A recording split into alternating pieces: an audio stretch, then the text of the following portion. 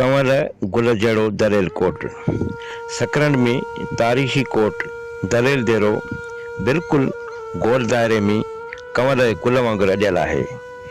गोल दायरे वारे अहिड़े कोट खे जॾहिं फिज़ाई तस्वीर में ॾिसबो त हैरत जी हद न रहंदी। सिंध जे कोट किलनि ते कमु कंदड़ मौक़िफ़ इश्तियाक अंसारी दलेल कोट जे गोलाई वारे नज़ारे ऐं बीहक खे ॾिसंदे लिखे थो त दलेल कोट जी जोड़ जक ऐं बुर्जनि जी बीहक कंवर जे गुल सां मुशाबत रखे थी। इन खां सवाइ कोट जो कुझु हिसो पाणीअ सां घिरियल नज़र अचे थो, ख़ासि करे उन जे उतर में लंघंदड़ दरिया जे वहकिरे जा आसार आहिनि। मनासिरा जे चवण मुताबिक़ पद्माका कोट जीअं त गरम इलाइक़नि में जोड़िया वेंदा हुआ ऐं सिंध जो इहो इलाइक़ो आब हवा जे लिहाज़ खां गरम इलाइक़नि में शामिल आहे। कंवर जेको सिंधु धर्म में हिंदू लोकनि जे अक़ीदनि में भागवंत ऐं भलाईअ जी अलामत रहियो आहे। पूॼारे पतण जी सूंहं कंवर जे गुल खे अंग्रेज़ पाक कंवर करे छॾीनि। हिंदीअ में कंवर सां गॾु गुल हार बि छॾीनि। हिंदू मत वटि कंवर गुल जी दिलि जे दर्जे जी हैसियत रखे थो। जीअं कीचड़ ऐं सेवरियल पाणीअ ऐं पाताल में रहंदे उन जो गुल वरी बि मथे डांडीअ ते खिड़ी बीहे थो, ईअं इंसान जी दिलि इंसान जी गिलाज़तुनि वारे हेठिएं धड़ खां घणी मथे हूंदी आहे। संस्कृत में हिन खे कमाला ऐं कमल ऐं कमला बि कोठियुनि। वेदनि जे तिब में अछो कंवर वॾी अहमियत रखे थो। हिंदू मत जा माण्हू पाणीअ जी पूॼा कंदा आहिनि।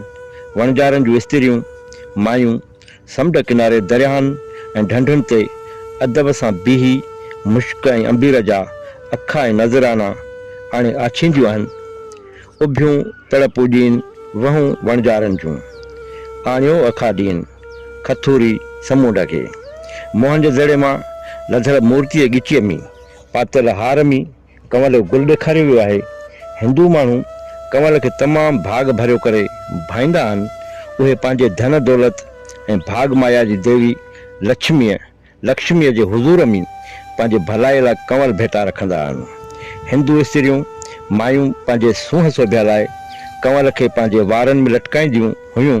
तक़दीर जा कायल कंवर जी निस्बत ज़हरा सितारे सां कंदा आहिनि, छो त वॾे भाग वारो भायो वेंदो आहे।